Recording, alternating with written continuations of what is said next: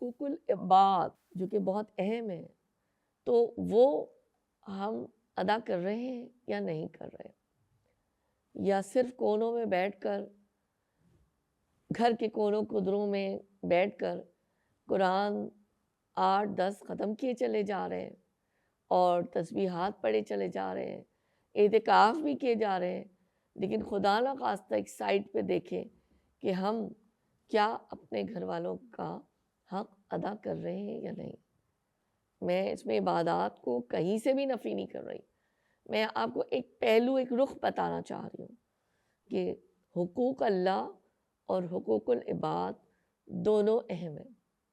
ہم سب کو معلوم ہے کہ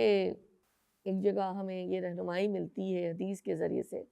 کہ اللہ تعالیٰ اپنے حقوق تو شاید معاف بھی کر دے، لیکن جو بندوں کے حقوق ہیں، اگر ہم نے کسی کے ساتھ زیادتی کی، تکلیف پہنچائی، اس کا جو حق تھا وہ ادا نہیں کیا، تو پھر یہ بات کچھ مناسب نہیں ہوگی۔